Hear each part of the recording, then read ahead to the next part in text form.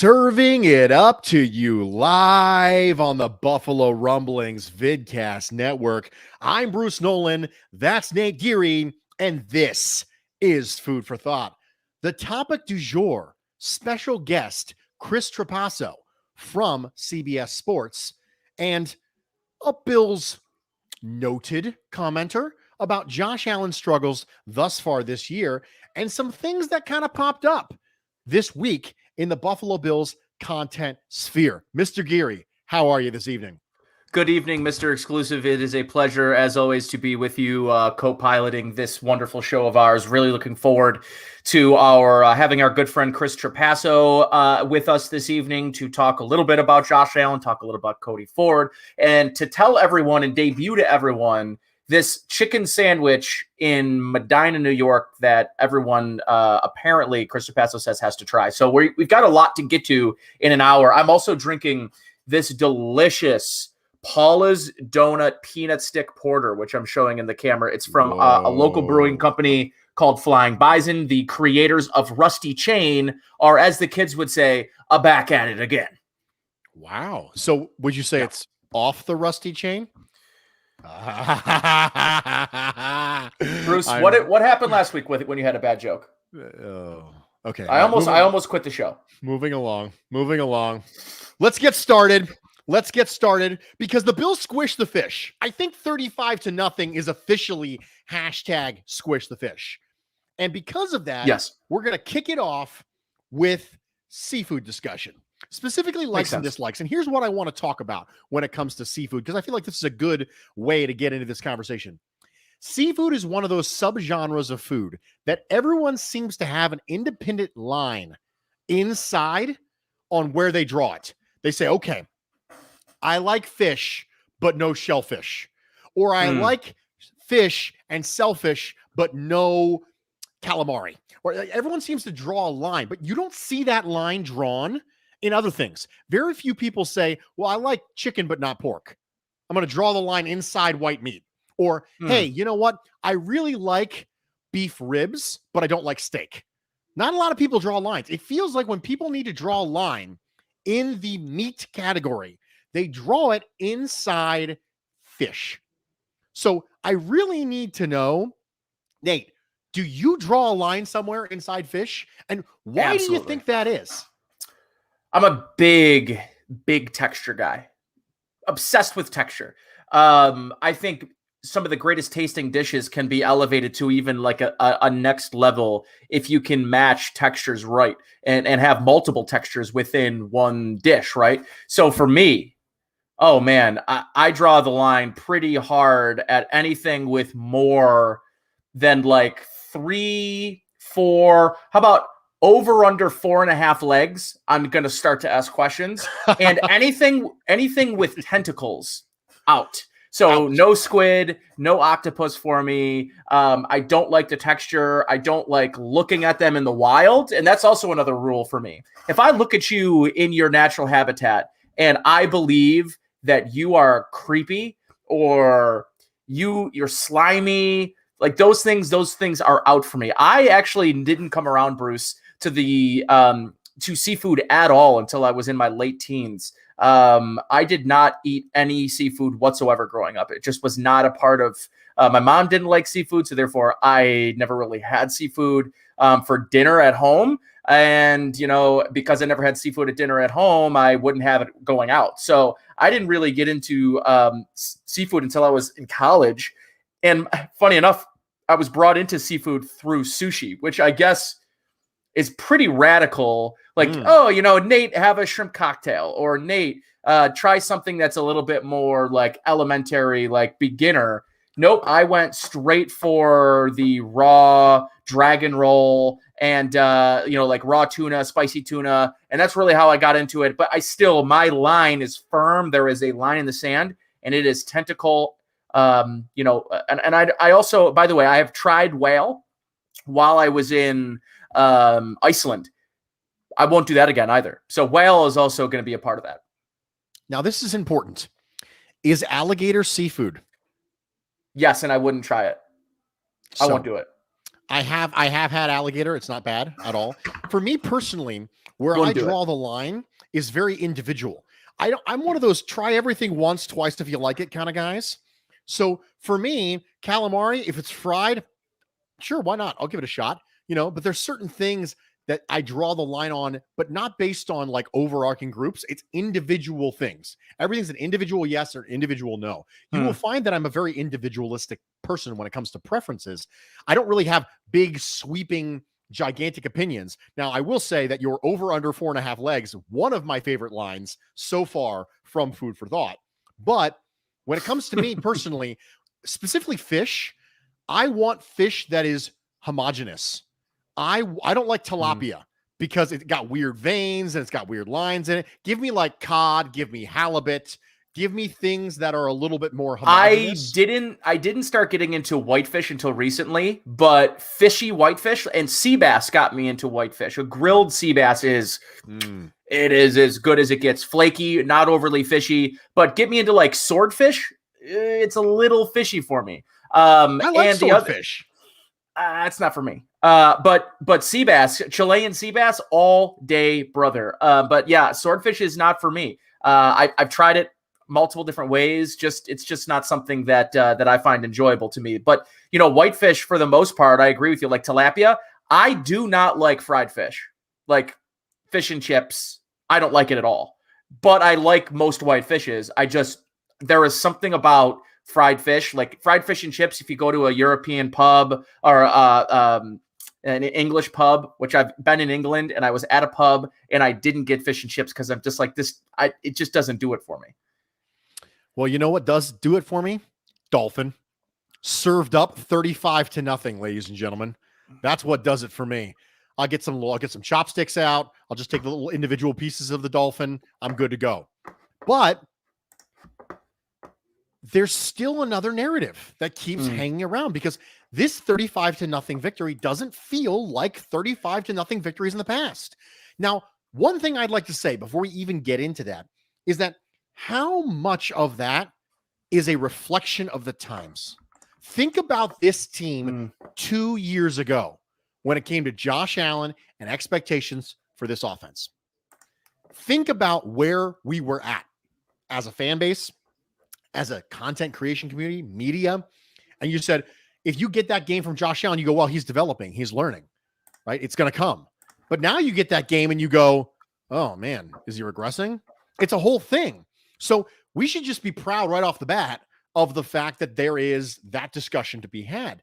But we had a conversation last week where we ordered the offensive line, Allen, and play calling specifically in order and said, okay, who is most responsible to least responsible for the disappointment that has been the offense? I don't think anybody out there can say with a straight face the offense has not been a disappointment through 2 weeks. You just can't. The question is, where do you assign the blame? And last week, I had offensive line, Allen, play calling. That was my order. Now that we're another week removed, I wonder if that's changed. Nate, has it changed at all for you? Yeah, I think the offense, particularly the offensive line, had a really nice bounce back week against a far inferior, by the way, defensive line, which when your premier pass rusher is Emmanuel Ogbah, and this is no shot at Ogbah, who I think is a good pro, he's not seeing much field here in Buffalo if he's playing here. He's their premier guy, and it's just not one where you look across the league and you're game planning to make sure he doesn't ruin your game plan. So I think for me, they played a far inferior defensive line. So good almighty, they needed to have a bounce back performance. And almost on the opposite end of this, you saw just how bad that Miami offensive line is and what it does to that offense and what it does to the development of a young quarterback. So it can show you up close and personal when your offensive line can't block anybody, how detrimental that could be to quarterback play and how detrimental that could be to high caliber quarterback play and quarterback play maybe all of us have been very used to from Josh Allen over the past 18 to 20 games. But I still think part of the sample size is understanding this goes back more than just week 2 of the 2021 season. This goes into the playoffs. This goes back into the regular season towards the end of last year. So I think when you start to put context to it, you do start to wonder, you start to worry. You say, we're 5 games in, 6 games in since Josh Allen's real last elite performance. And I think I'm going to look back on Sunday's game, and I'm probably going to put him first, Bruce. And I think I might put the offensive line last this time. I mean, he had time. He had the ability to stay in the pocket. And there was a couple of times, Bruce, and I know you probably saw it too, that Josh Allen bailed out of clean pockets. And that's not things that we've seen from Josh Allen really since his rookie season, where he's bailing out of clean pockets. And I think part of that has to do with a little bit of maybe a lack of that full-on trust that he had last season in that offensive line to keep him upright, to give him passing lanes so that on his follow-throughs, he's not hitting helmets, things of that nature. So I think for me, and I know you'll sort of brush on that as well, like that whole, I know we have a great mailbag email that I know you're going to really go into depth on that maybe touches on that a little bit more. But I think the point remains, part of the scar tissue from his lack of trust or the breakdown of trust up front, I think is leading to him bailing out of clean pockets, which is just something I thought we had moved on from. But it has definitely showed itself over the last 2 weeks, particularly last week against the Miami Dolphins. Something else that is scar tissue, like you mentioned, from that is mechanical breakdowns with Josh Allen. As more and more of the film has started to come out, you start to see some weird mechanical issues pop up with Josh Allen because he's not quite throwing with that same level of confidence that you saw coming into 2020, where the big narrative coming into that season was, look at all the mechanics that Josh Allen has worked on with Jordan Palmer this offseason. And then you go into 2021, you go, did he lose it? Or is it simply a symptom of it breaking down? One of the things I haven't talked about on this show that I have talked about on the Bruce Exclusive multiple times, specifically in the past, is the difference between someone being mechanically accurate and someone being naturally accurate. Does everything have to be right for you to be accurate? Like, do you have the natural feel for a ball where you can throw an accurate ball even if the rest of your body is all jacked up? Or do things have to be precise? Peyton Manning talked about this when he was on with Eli Manning on ESPN2, looking at the Monday Night Football game. He flat out said, I needed everything to be right. I needed my feet to be right. I need everything to be right. That's the reason why Peyton Manning looked so robotic all the time throwing the football, is because it needed to be. Because if things were jacked up, he didn't have the arm juice to be able to get the ball where he wants to get it. And that compensation that was necessary led to inaccurate passes. It's the reason why Peyton Manning would always look like he was shuffling in these tiny little steps. It's because he's trying to keep everything aligned correctly. And Josh Allen is in phase, someone trying to stay in phase. Stay in the phase, right? Stay in the phase. It's just like an MMA turn, right? You want to make sure that as often as possible, you are in a position where you can throw a strike.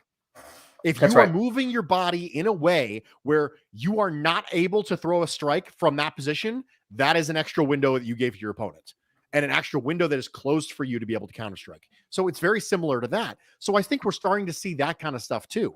So if Allen was 3 for you coming into this week, maybe he's starting to creep up a little bit. Maybe he's 2. If he was 2, maybe he's 1. So moving along, the Buffalo Bills pass rush was pretty good.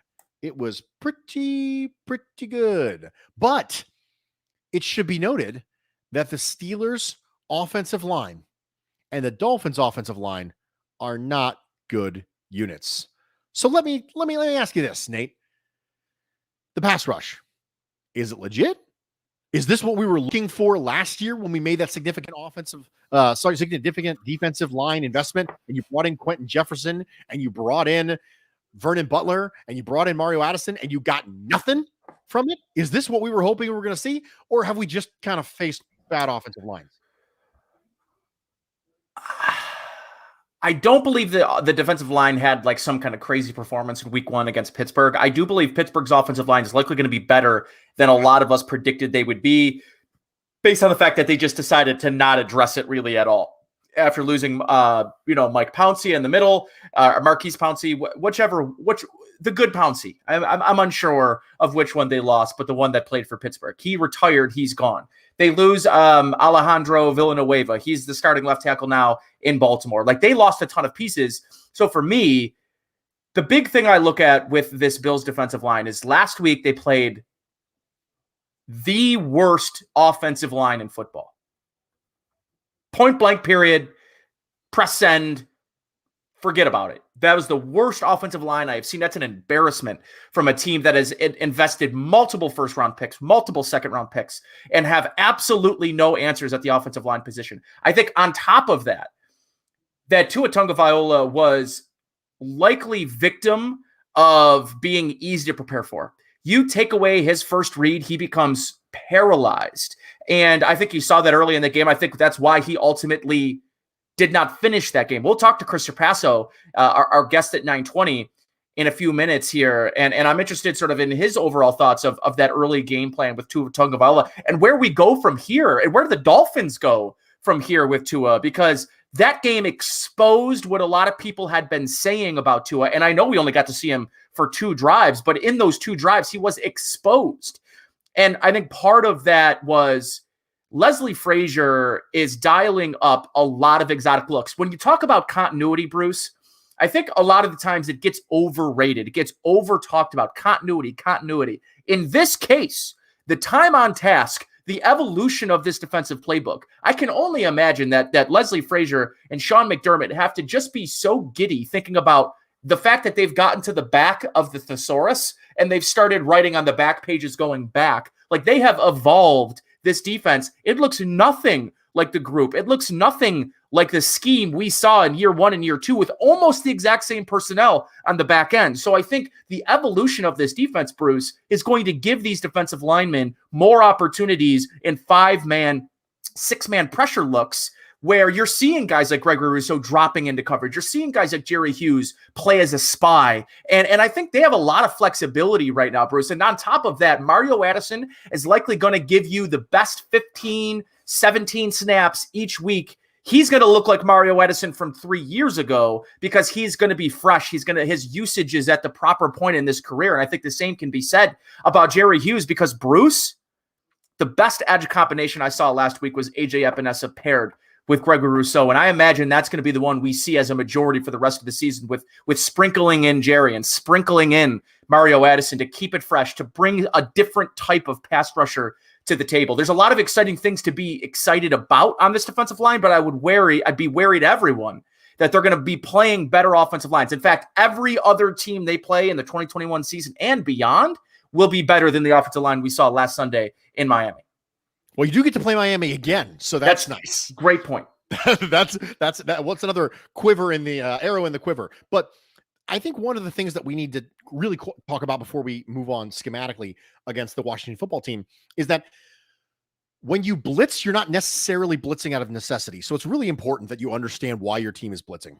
Are they blitzing out of necessity, or are they blitzing to get more one-on-one matchups on the edge? I'll give you a great example. The team that we are about to face, the Washington football team, they have one of the better, more talented front fours in all of football, yet they remain blitz heavy. Why? You have Chase Young. You have Sweat. You have Matt Ioannidis. They're not getting home, though, Bruce. John Allen. They're not getting home. And so why do they keep blitzing? Why is that part of the identity? It's because they think, listen, these guys right now need to get home. Let's give them one-on-ones. Let's do that. Why are you blitzing? And when Matt Milano comes up the middle so that you can't double team Ed Oliver and Gregory Rousseau and AJ Epinesa. It's a matter of understanding what is the method behind the madness. Why are you blitzing? For some teams, you're blitzing because you don't know anything else. Rex Ryan, Wink Martindale, they blitz because they just believe it. That's who they are. DNA. Yeah. If you take them to the airport and they walk through the scanning thing, it says blitz right there on the skeleton. It's hardwired into who they are. But one of my questions, one of the things I'm looking for schematically in the Washington football game and the Buffalo Bills, I want to know if they do it again. I want to know because you're having conflictual data now. We know what the Washington football team has done for the first 2 games, which is blitz, but we also know what teams have done and found success against Josh Allen, which is not blitz. So the unstoppable force has met the immovable object. 2 seemingly conflictual data points are colliding here. I want to see what the Washington football team does. I want to know if they're going to pin their ears back and come, or if they're going to say, you know what? I think that we can get there with 4, and Josh Allen has been struggling against pressure without blitzing. We think our guys can get there. We believe it. We're going to get it.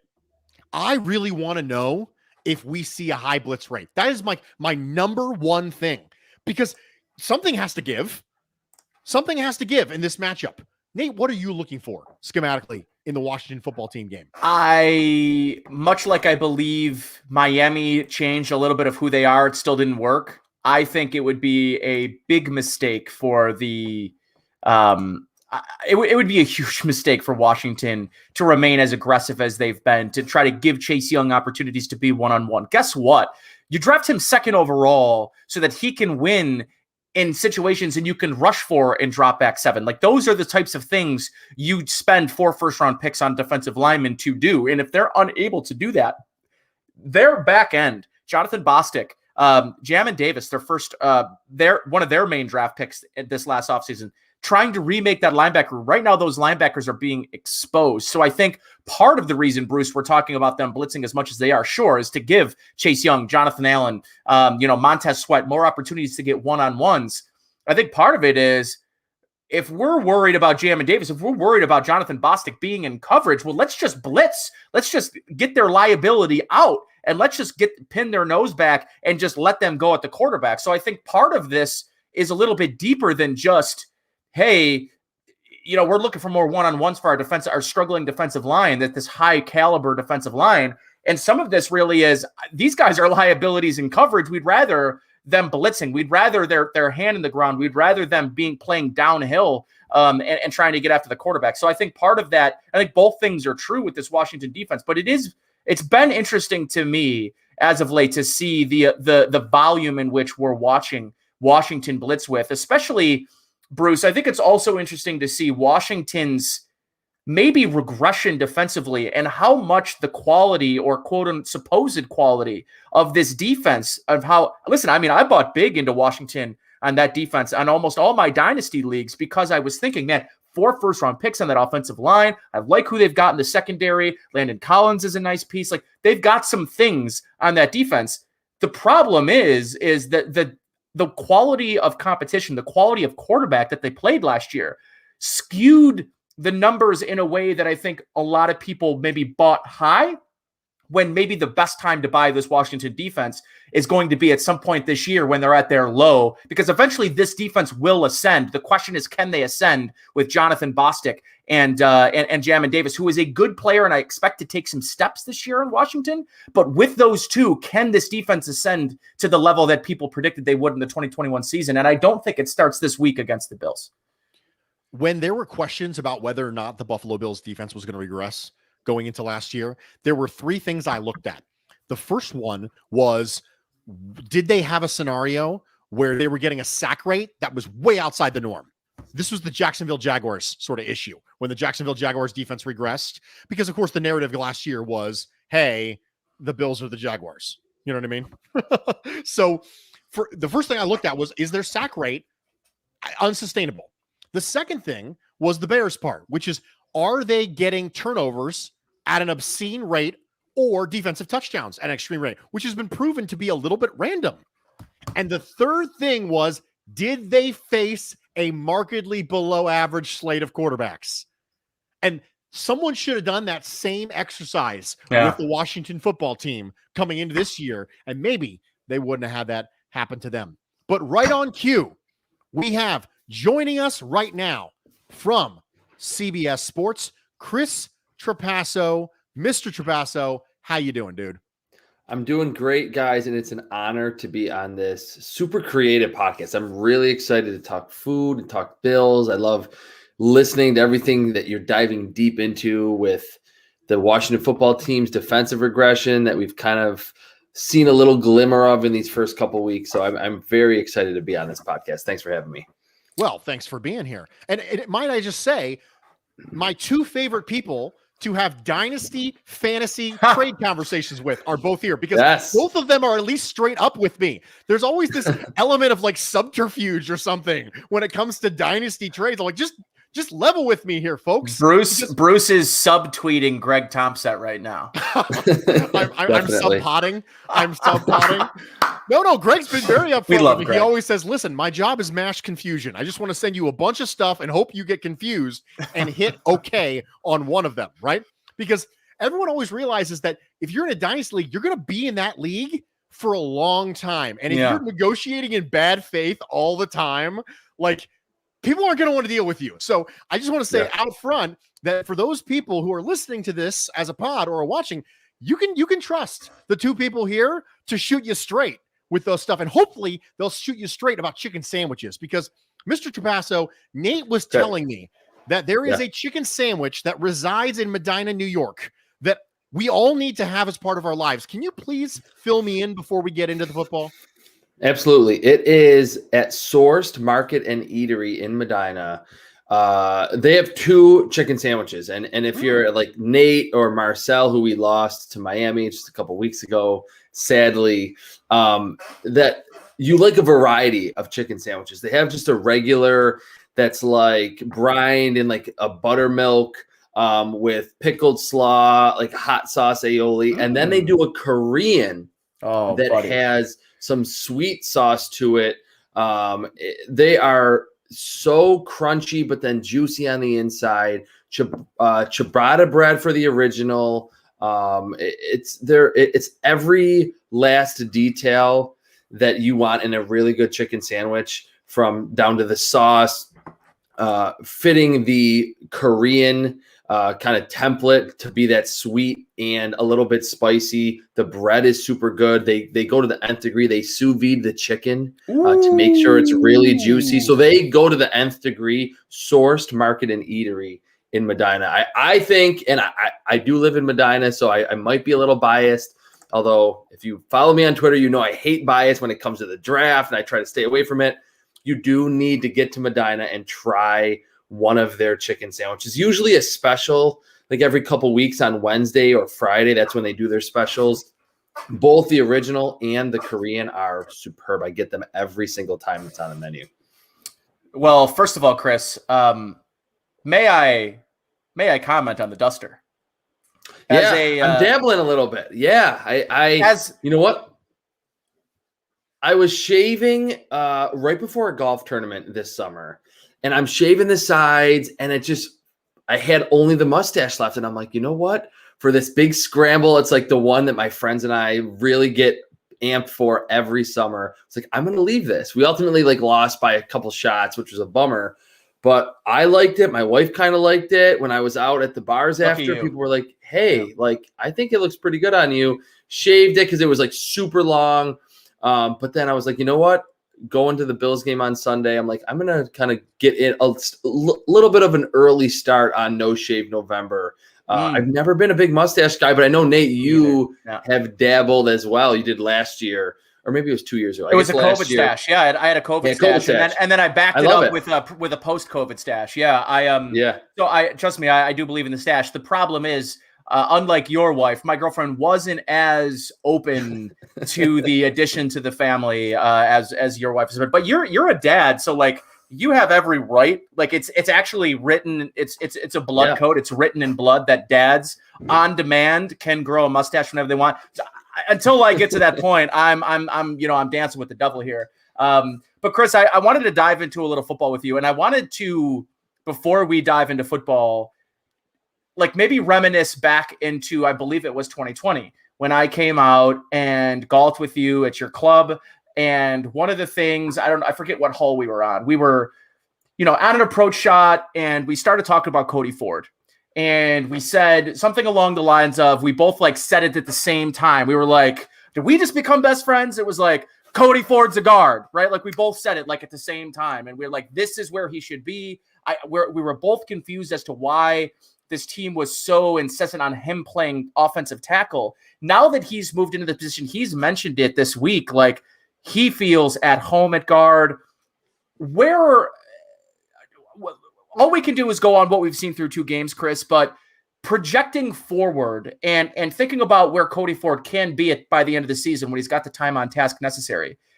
How important of a move was this, and how important will it be for this Bills offensive line as it comes together this season for his development to be fully realized? It's absolutely vital. And I think that was the kind of general consensus in that draft class, that Cody Ford played tackle at Oklahoma, but was probably best at guard in the NFL. I don't really understand why the Bills tried to kick him out or keep him out there. That maybe it was just, hey, there's more positional value. If you get a really good right tackle, then that's, I guess, more valuable than guard. But then you do see this kind of chorus from offensive or defensive coordinators that say, hey, like, pressure on the interior is actually more damaging than pressure from the outside. I think Cody Ford, in his natural position, he can kind of ease into it. He's playing left guard and then right guard and right tackle. They're trying him out everywhere. I think we'll see a stronger and more confident Cody Ford as the season progresses. I think he's been a pretty good run blocker through 2 games. The entire offensive line was not good against the Pittsburgh Steelers, but they really, against a much less talented Dolphins front last week, really got after it. And I think for someone that's been injured, moved around a bunch of positions, to even have a game like last week where the offensive line really mows down a defensive line and protects Josh Allen well, that's huge for their confidence.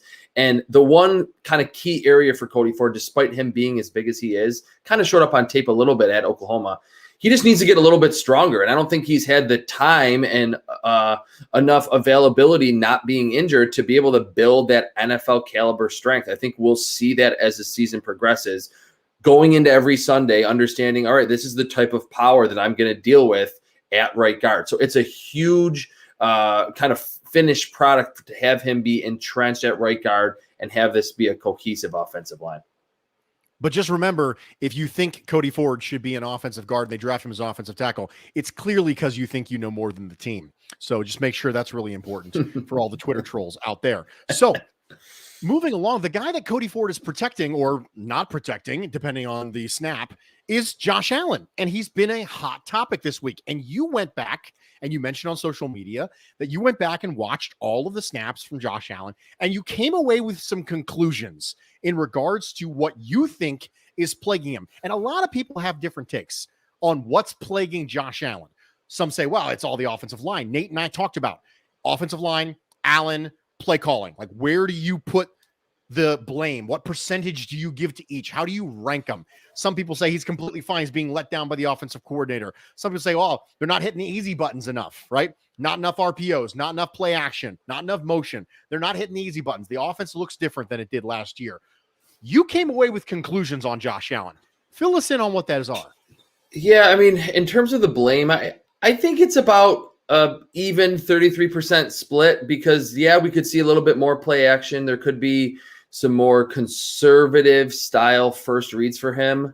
But I think Nate could probably speak to this better than I can as a former quarterback, that Josh Allen, I think, is just having problems in the moment, realizing, does he need to put air under a pass down the field, or does he need to fire it in there? There was a throw to Emmanuel Sanders, I believe in the second half last week. It was a deep over route.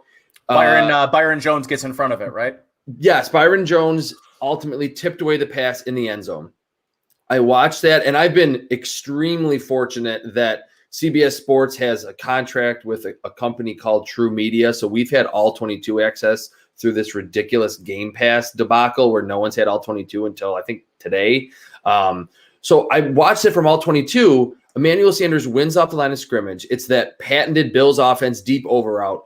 Emmanuel Sanders has like 2 steps on Byron Jones at about the 10-yard line. Josh Allen sees it. He's looking right at it. I don't know if that was his first read, but he's looking there. And instead of just firing it in, which we know Josh Allen can do, he kind of like faded away and tried to do this little touch pass. And it allowed Byron Jones, who's a freak athlete, super explosive, and has insane recovery speed, enough time to get underneath it and tip it away. There was a wheel route to Devin Singletary that needed to have more air under it, and Josh Allen fired it in, and Devin Singletary, not being the big target that he's, 5'8", sails over his head. I think that, just from a mindset perspective, is just not really clicking yet with Josh Allen. And a quick aside on this, my best friend's uncle, named Uncle Mike, I call him. I just call him my uncle. He's the smartest Bills fan that I know. Mike Masidi. I'm going to call him out full first and last name. He sent me a text before the season, and I should have tweeted this because I thought it was really a good point. he was wondering, he was not skeptical about Josh Allen coming into this season. I mean, I think we all probably agreed that if he regressed a little bit stat-wise, it wouldn't be super shocking. But that if Josh Allen has this breakout in 2020 with basically no fans, like no energy in the stadium, good or bad, at home or on the road, could we maybe see, maybe at the beginning of the year, that sugar high Josh Allen that Kyle Brandt always talks about still to this day on Good Morning Football? And I thought that was a great point. I didn't tweet it before the season. I'm glad that I'm bringing it up now because I think that's kind of what we're seeing, that he admitted in that Steelers game, yeah, I was a little bit amped up. I was taking too many shots early. There was Cole Beasley underneath and Gabe Davis open underneath. I was taking those shots. So I think that maybe could be factoring in if you want to take a step back and think a little more theoretical. And it'll be interesting to see if, as we get into the second home game and he gets more acclimated to these full pack stadiums at home and on the road, if he is able to make those decisions. Do I put air under this deep ball or do I fire it in there over the middle? That, to me, individually from Josh Allen, was kind of the biggest thing that I noticed right away. Chris, I made this comparison before to people and to friends. I don't think I've ever actually said it on a podcast or on the radio or on Twitter, but Josh Allen reminds me a lot of JJ Redick in that when he is on, there probably isn't a better shooter and or passer in the league in rhythm. Patrick Mahomes is not a rhythm thrower. In fact, he exists almost solely out of rhythm. That's sort of what makes him so unique, is that he's able to hold, throw off balance, bring his arm to different angles and still deliver the ball with velocity accurately. Josh Allen can do that to an extent, but really when Josh Allen, Chris, is at his best is when the ball is out in the third step, when there's no hitches, when Josh Allen is confident and he's dealing. There is no one better in momentum, in the moment, on a heater. He, over the last 2 weeks, Chris, to me, has been chasing misses early in football games. And I've said this since his rookie year. When Josh Allen comes out in the game and he starts 3 for 3, 4 for 4, 5 for 5, he starts early, hot. Typically that rolls into the rest of the game, but he starts 1 for 3, 1 for 4. He still has yet in this point of his career been able to dig himself out of that, because what ends up happening, Chris, is 1 for 4. Then he's chasing the 3 misses that he's had instead of just moving on to the next play. And he's mentioned it this week that the best quarterbacks have the short memory. It's to the next play. It's not chasing the missed opportunity on the prior play. And I think that's the best comparison I've thought about him, is moving outside of the sport and thinking about some of the clutchest, hottest shooters of all time in the NBA and in college basketball. When he is on, Chris, there aren't many better in rhythm than Josh Allen. And he's just not in rhythm. I just think he's not in rhythm.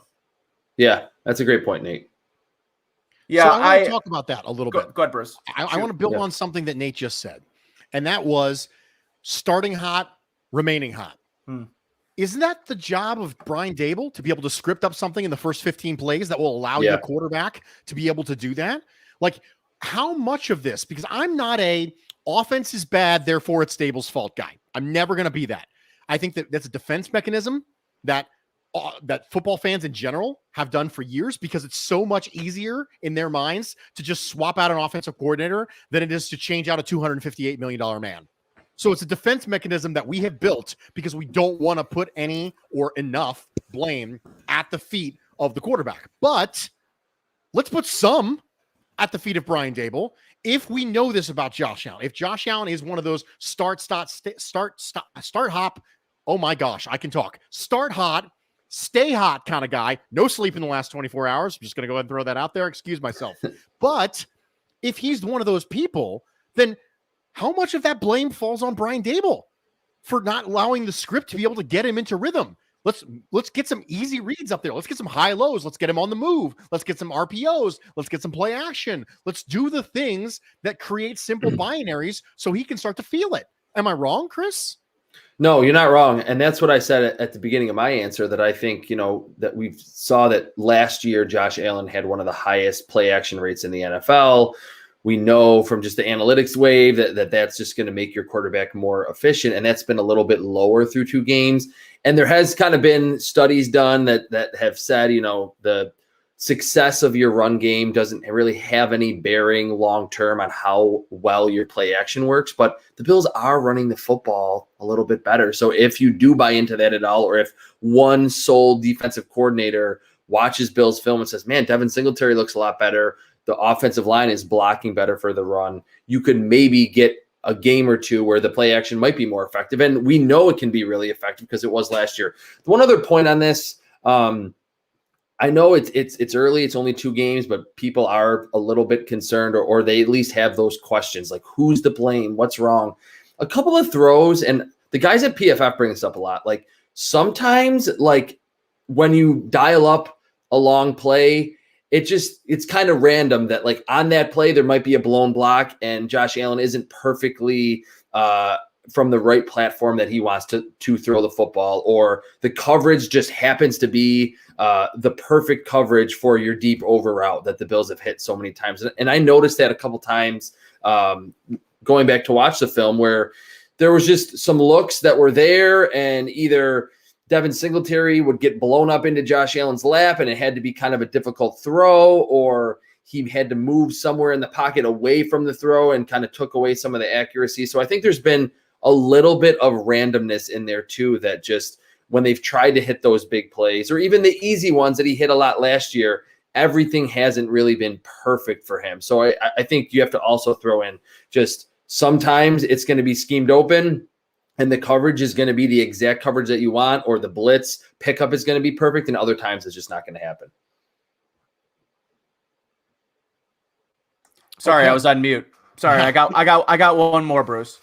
All right, what's up? Just on the Josh Allen topic, and Chris, I guess maybe to put a bow on this whole thing is trying to understand the intersection of all of these factors. Like we're talking about the offensive line play, we're talking about play calling, we're talking about pressing and chasing plays. The intersection of all of this is, it feels like there are multiple factors at play here. And I think one of the better things that I think about with Josh Allen and why I believe there's upside to him going back to this is I keep going back to last year in his runner-up MVP campaign. Is for me, I think a lot about that 2.5 game stretch against the Jets and against the Patriots, where they essentially scored 1 touchdown offensively, Chris. In 2 games, they scored 1 offensive touchdown. Mm-hmm. And yet the other 14 games in that season, he's, for the most part, playing close to or very, very close to or at his ceiling. There's always going to be some disparity in Josh Allen's game. There's always going to be some highs and some lows. And I think for me, the area where I thought he could most improve this year was to even sacrifice some of those peaks. The Denver Broncos game comes to mind, the San Francisco games, sacrificing a little bit of that for a little less of the Jets, a little less of the Patriots. And I think you might have a better season than the year before. So I think for me, it's trying to play in a more balanced straight line rather than this high variant of highs and lows where it's 2 weeks high, 1 week low, 3 weeks high, 1 week low. I think that we're not really seeing a lot different than we saw at certain stretches of last season, which is a super important, I think, contextual point to just keep in mind when we're all sort of wondering what's wrong with Josh. Is I think we didn't know better last year when we saw that Jets and Patriots game. I think we didn't quite realize that Josh could be an MVP caliber candidate in the middle of the season. Not until the end of the season that we really start to have that conversation. So why is it any different 2 weeks into this season? Is it just because that pressure's there and we know the ceiling exists? It's the pressure and the contract. And that's the best point that any of us have made tonight, Nate, is that it is only 2 weeks in. It gives us something to talk about, but they did face the Pittsburgh Steelers defense that had the highest pressure creation rate in the NFL last year, and the Dolphins that have the best man-to-man cornerback tandem in football. It's not going to be crazy if we look back and go, oh yeah, the 2 worst games from Josh Allen's 2021 season were against those 2 defenses. So it's very early. One last thing I want to say before I head out. If you're going to the Bills game Sunday or any Sundays, I have to give a shout out to my guys, the Parker brothers that I tailgate with every home game on Sundays. They did stinger subs for the home opener against the Steelers, and they're doing garbage plates this Sunday. They have a restaurant quality setup. They park like next to the tailgate village. I believe it's lot 3 or lot 4, across Abbott Road. They do like deep fried everything. They do deep fried turkey one week. They do spaghetti. They do breakfast. Like they go all out. So I have to give a shout out on Food for Thought to the place that I tailgate every Bills Sunday, the Parker Brothers. It's a really, really good time. And they go that extra mile to just give you more than just wings and pizza logs and burgers. Good for them. My good friend, Chef James Roberts, he's the head chef and owner of Tout Tante here in Buffalo, which is, if you haven't been to Tout Tante, please go. Debutsu is one of the best fresh seafood restaurants you can find in Western New York. He texted me and asked me if I was going to have an opportunity to go to any tailgate. I'd say, no, man, sorry. Like I'm all pregame 8 to 12:30, and then I leave the stadium. But this year I'm actually going to be at games, which is fantastic. But he wanted, and I'll leave you with this, Chris. He sent me his menu for this Sunday for the tailgate. By the way, this is not an open invitation to Chef James's tailgate. I'm just telling everyone what's happening. Now, you may try to find him and get geotags on Chef James, but eggs, mushroom gravy, grits, poblano breakfast sausage, smoked poblano sausage, wood roasted maitake. I'm not even sure what that is. And his fresh Tout Tante biscuits. So, man, if you know Chef James, you better hit him up and try to find his tailgate, because he's going to be cranking out the morning meals.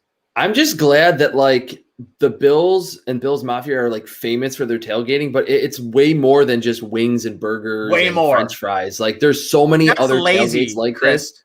Yeah, I call it craft tailgating. That's what I call it, and I love it. Tailgating. That's fantastic. Listen. As a guy that grew up with a dad as a season ticket holder, then myself as a season ticket holder, and have not been able to enjoy a tailgate and the better part of 4 or 5 years, I used to wear it into the game how frustrated I'd be if the tailgate didn't include, at minimum, like crock-pot pork shoulder. Like at the very least, we better have some pulled pork. Like don't come up here. Listen, I love Salen's, I love Ordinsky, I love Zweigel, I love all those. But that is like, that's what I want when I come back. I want a leftover Zweigel. I want a leftover Salen. Yep. You know, I just want to like rip into a hot dog. It doesn't even have to be hot. I just like, that's post tailgate meal. During tailgates, people should be going all out. Don't go with the hot dogs and hamburgers, frozen hot dogs and hamburgers. Give me a break, people. This is Bills football. It's September. This is where you bring out all the stops. You go Salen's in December. In September, you better bring the pulled pork at a very baseline minimum. Nate going absolutely all in on tailgate. Chris, craft tailgates. Do you have a second for a question before we let you out of here? Yeah, definitely.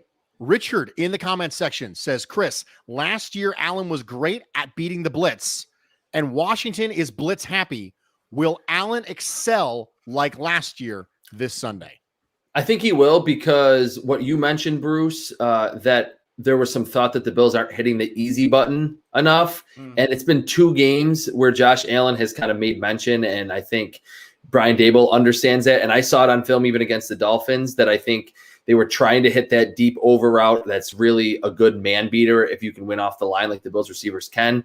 There were some times where Cole Beasley and Gabriel Davis hasn't really been involved very much through 2 games. I know he's been a little banged up. I think we'll see a lot more control the clock, kind of old school Patriots, methodical, moving the football down the field to get it out of his hands so he's not off platform. He's not under pressure a lot like he was against the Steelers. A lot of Cole Beasley, a lot of Isaiah McKenzie even, and even Stephon Diggs on those short routes. And that is certainly the way that you beat the blitz. And I think at this point, like he proved last year, Josh Allen can process quick enough, and he's comfortable enough in this Brian Daboll offense to understand where he needs to go against the blitz. So I think not a huge scoring game, not 35 points again against this defense, but we will see Josh Allen excel against the blitz if Washington decides to send a lot of those extra rushers his way. Mr. Chris Trapasso, CBS Sports, thank you so much for being a part of this show. Why don't you tell everybody where they can find you and what you're up to right now? You can find me at cbssports.com and on TikTok. Like, that's my new favorite thing. Like, get on TikTok. It's not just people dancing. I'm doing a lot of film reviews on there. I mean, I can sit on there and scroll for a long time. I have to tell myself not to because there's so many funny videos. But I'm doing a lot of like film reviews, college football on Saturdays, sprinkle that in during the week, but a lot of NFL stuff. So yeah, cbssports.com, of course, and on TikTok at Chris Trapasso. If you can find a way to marry the concepts of TikTok film reviews and TikTok dances, I think you might be onto something, Mr. Trapasso. I could maybe blow up. I could go viral then. You're right. Yeah, absolutely. Do the little, the fist pounding. Some questions to ask Chris. What kind of players do I like this week? You know, things like that. Mr. Trapasso, thank you so much for being here, man. I appreciate it. Thanks, guys. Thanks, buddy. That was Chris Trapasso from CBS Sports. Always a good dude to have on. I mean, I've had Chris on the Bruce Exclusive earlier, just a couple weeks ago, because we wanted to talk about college football players to keep an eye on. And Chris obviously has an eye on the Bills. So it's nice to have somebody who's part of the national media, but also part of the draft media, but also has an eye on the Bills. It's a nice little Venn diagram to fit into specifically this community. So very, very grateful that he was able to take some time and be on this show. A reminder that Chris Trapasso and all of our guests are brought to you on the Thrive Fantasy Hotline. Come pop up on Thrive Fantasy this football season. Thrive Fantasy is a daily fantasy sports and esports app for player props. With Thrive, you can eliminate the countless hours of research and focus on only the top-tier athletes that have the biggest impact on the game.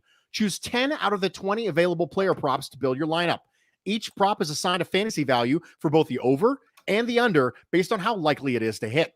Hit the most props and rack up the most points to win a share of the prize pool. Thrive has awarded over $4 million thus far. Thrive's featured $100,000 guaranteed contest is $20 to enter, and first place takes home $20,000. Use promo code BuffBills, that's BuffBills, when you sign up today, and you will receive a 100% instant first deposit match up to $100. Download Thrive Fantasy on the App Store or Play Store, or by visiting their website, www.thrivefantasy.com. Again, that's www.thrivefantasy.com. Sign up and prop up today. Mr. Geary, we have things in the comments section to talk about. We have some questions. Not only did Richard Rush send a question to Mr. Trapasso, but Frank in the comments section says, will the Bills get Hawk to speed up his punting mechanics? Every punt looks like a potential block. Now, I will go ahead and tackle this one first. It should be noted that Matt Hawk has punted a lot in the NFL. A lot. And does not have a blocked punt percentage that is outside the norm. So yes, it looks slow. It absolutely does. But the results have not been there. This is something that feels like we may be overreacting to a little bit based on what we saw last week and what we saw week 1 against the Steelers. But Matt Hawk has not punted any differently this year than he has the remainder of his career, and he hasn't really had a blocked punt issue. So I don't know if you have anything you want to add to that, Nate, but I'll turn the floor over to you. I want to rip my hair out. How do you think you'd look with no hair? I'm not sure. For those that are listening to this in podcast form the day after and aren't getting the opportunity to look at my hair right now, I'm like, I can't lie. You know, it's like that sort of situation with my hair. I've grabbed it and listen, I have no more place in my brain to talk about the punter. For Christ's sake, guys. 3 pregame shows in a row. Preseason, first game, second game. I've spent more airtime talking about the Bills punter than I have almost everything else. When have we become punt mechanic experts here in Bills Mafia? Give me a break, guys.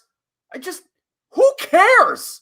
Like, I've got to, maybe one day, Bruce, we'll bring on an old friend of mine, Jake Shum from Hamburg, went to high school with him. He's 2 years older than me, punted at Buffalo State College right before I got to Buffalo State College, went on to play at UB for a year, punted for the Green Bay Packers, punted for the Tampa Bay Buccaneers.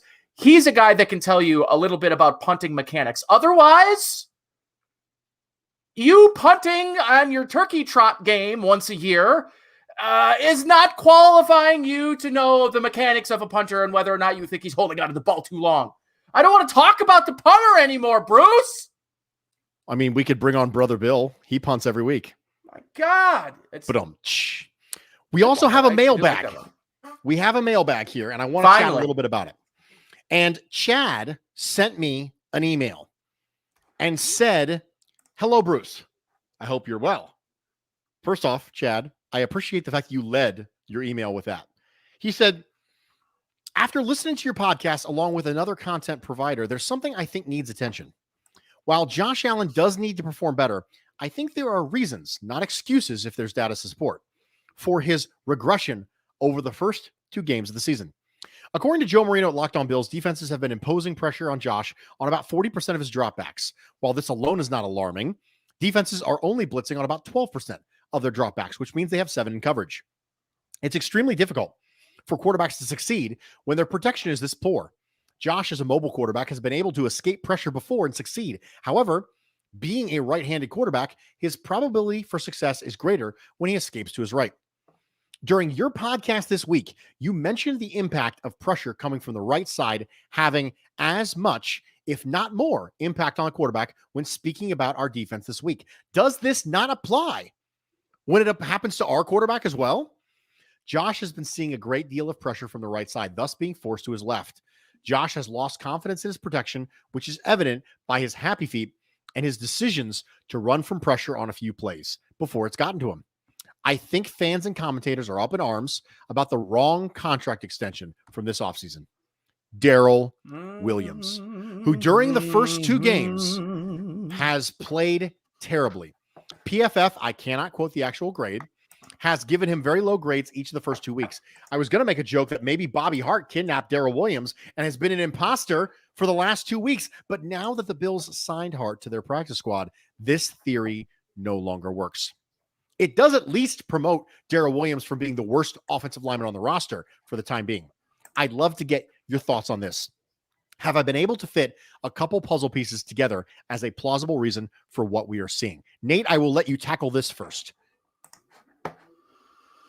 So Darrell Williams hasn't been good. I don't think he's been necessarily the worst at times. I think this entire line is built more to pass protect. So the thing that has, I think, worried me a little bit is how much they've struggled in pass pro. But I think it gets better. I'm not willing to simply cross out and say, no. There's no correlation between pressure regularly happening on Josh Allen's right side and some of his inaccuracies early on in this football season as a quarterback who threw last season for less than 60% completion percentage just twice in the 2020 season, has already thrown twice through 2 games in the 2021 season. I don't think that can exactly be ignored. And I think if you're going to explore the reasons and try to hypothesize as to why, since we can't know what's happening inside this thing here, I'm pointing to my head, those listening on a podcast, I think one of the first things we could do is what is physically ailing him. He's not injured, right? So if he's not injured, what are the factors in front of him on the offensive line that might be leading him to not setting his feet, to taking sloppy footwork? But we know that Josh Allen is not the perfect fundamental quarterback. That's not where he thrives. In fact, most of the time, he is perfectly imperfect. He does a lot of things in a non-conventional way. A lot of the ways that like a guy like Patrick Mahomes, and I mentioned he's not in rhythm,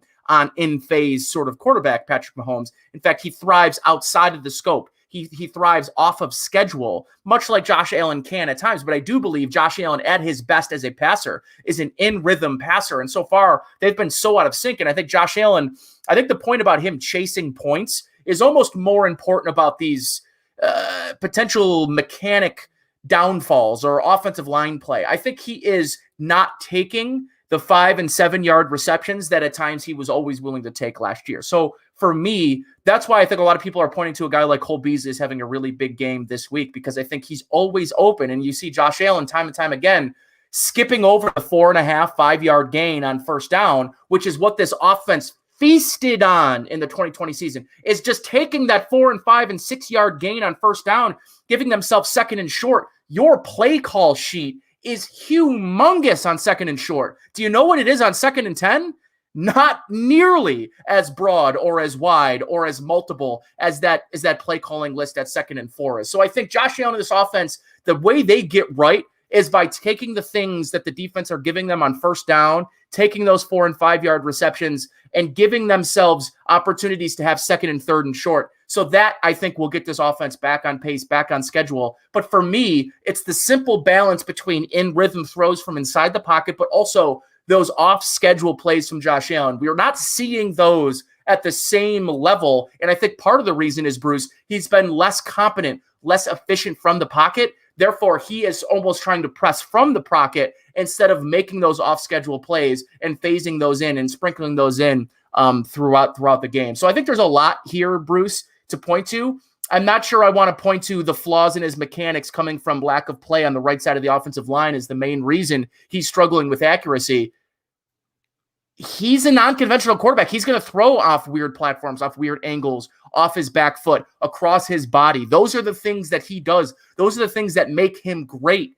So we can't, in one hand, say he has to have perfect mechanics week in and week out for him to be successful, or, oh man, he's falling backwards, because those are the highlight reel plays we see regularly from Josh. He is missing the layups, Bruce. He's missing the screen passes out to Cole Beasley, overthrowing him or underthrowing him. They're missing those easy throws on the wheel route to Devin Singletary. That's got to be a 15-yard gain, and you got to make that play, and you got to give him a chance to catch it. So he's missing the layups, Bruce, and I think when those come, the trickle down, the domino effect that happens after that is where I think this offense starts to find its breath, starts to find its rhythm again, and that's really where I see it, not necessarily from lack of play from the right side of the offensive line.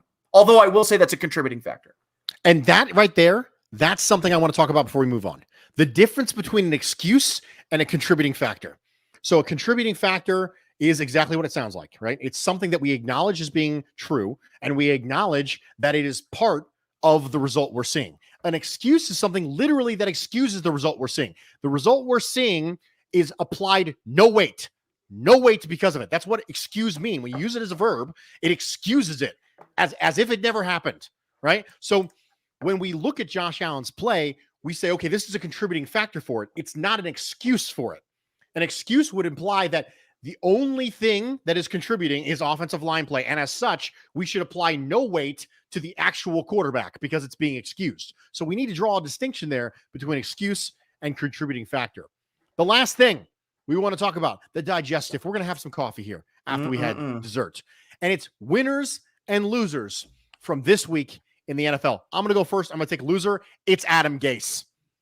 Adam Gase. First off, I don't think you need another week for Adam Gase to be a loser. He's been a loser enough times in his NFL career, but the success that you are seeing from Sam Darnold and the Panthers has got to be just an absolute death knell for any chance of Adam Gase ever getting an inexplicable shot at another reasonable job in the NFL. He's going to be the offensive coordinator for Alabama next season. You know what?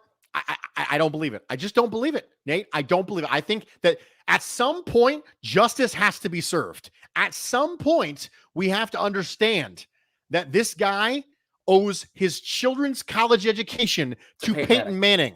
Yeah. So for me, biggest loser this week in the NFL, it's Adam Gase. Adam Gase should voluntarily take some of Peyton's forehead for him. You know what? I think that would work because it would work with the eyes that Adam Gase has got going on. Just get a bigger, just, you know what? Just go totally steer into the skid. 100% steer into the skid with Adam Gase. Just give him a bigger forehead. It works out right.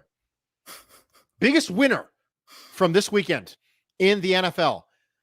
I am going to say the biggest winner is, and I know this is lazy, I think it's Sam Darnold. I think that Sam Darnold, just go with me on this, okay?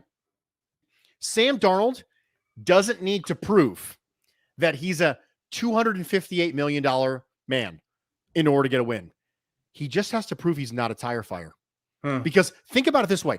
Sam Darnold's career was teetering on never again. But let's assume for a second that Sam Darnold is Teddy Bridgewater. Let's assume he's Teddy Bridgewater. That's a good career. You can have a great career. Teddy Bridgewater was a first-round pick, ended up having a good career. And if Sam Darnold is able to go from trash heap to Teddy Bridgewater, I consider that a massive upgrade, because there was a line of thinking that Sam Darnold was the worst quarterback in the NFL last year.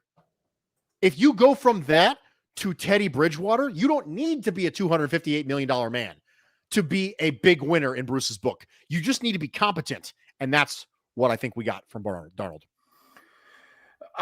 The Panthers can win a lot of football games. Here's their next 4 matchups: the Cowboys, the Eagles, the Vikings, and the Giants. After that, the Falcons and the Patriots. They could be 8-0. And Bruce, I'll say this about Darnold is the next 2 weeks, the next 3 weeks without Christian McCaffrey are going to test his ability.